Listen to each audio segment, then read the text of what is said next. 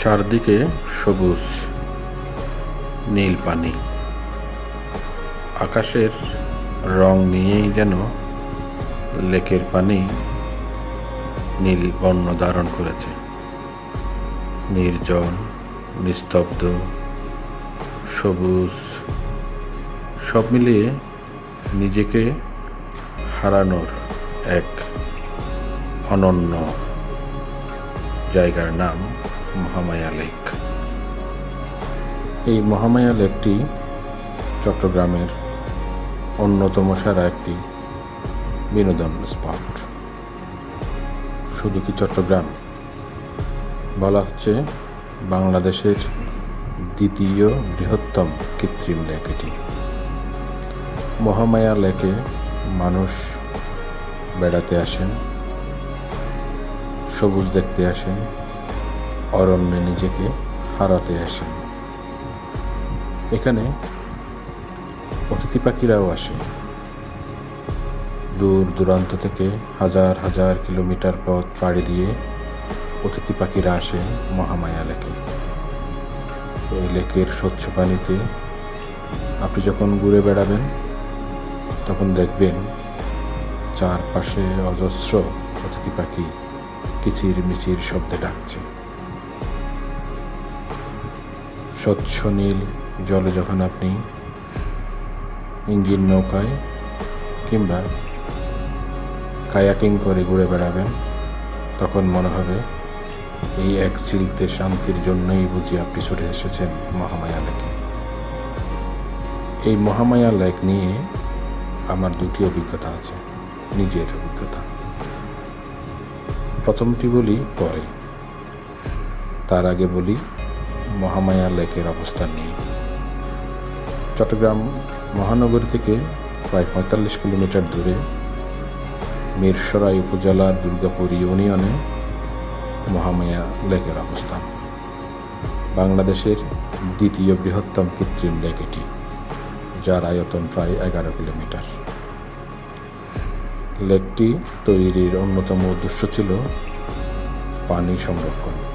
শেষ কাজে পানি ব্যবহারের জন্য সরকার ২০০৭-৮ সালে এই প্রকল্পটি গ্রহণ করেছিল, যার কাজ শেষ হয়েছিল ২০০৯ সালে।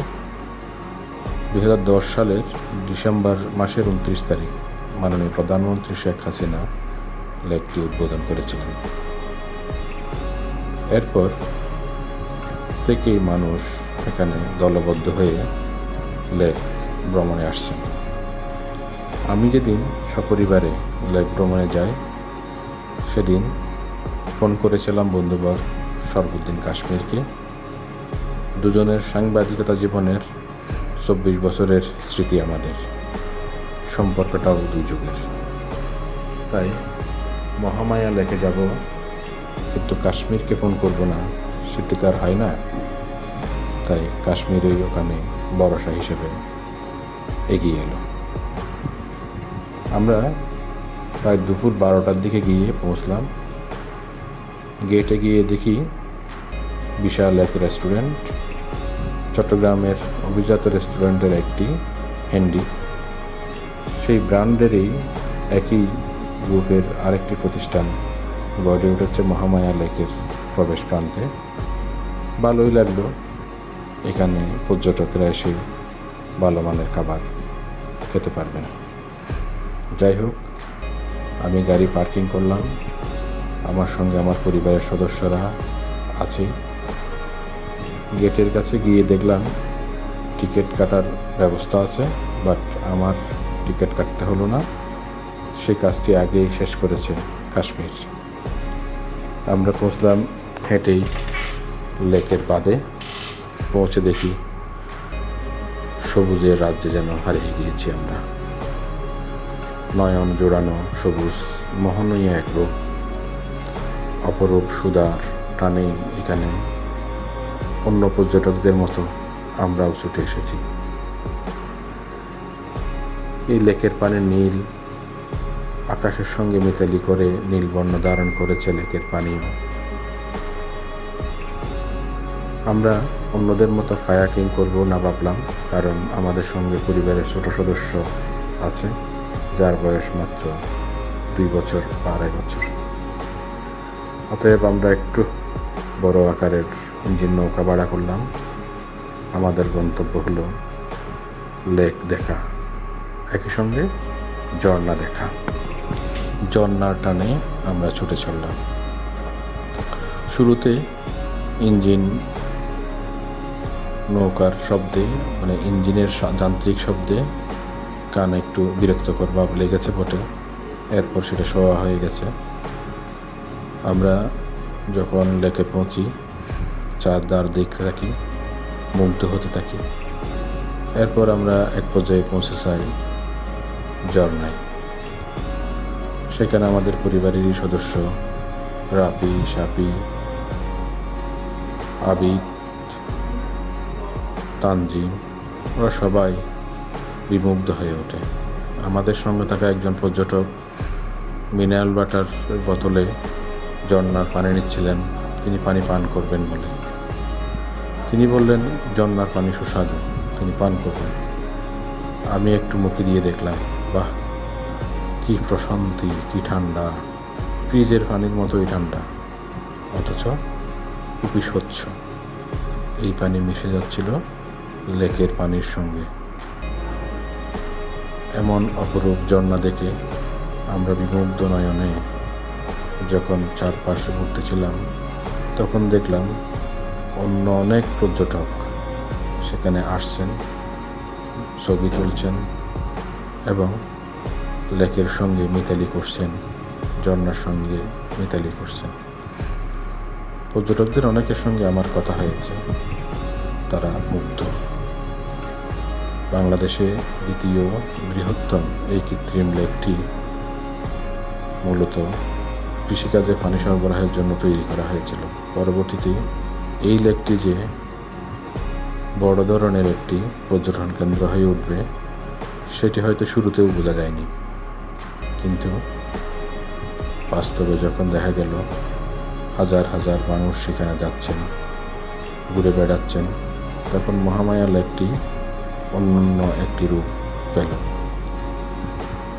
এই মহামায়া লেকে মানুষ ছুটে আসেন প্রশান্তির জন্য।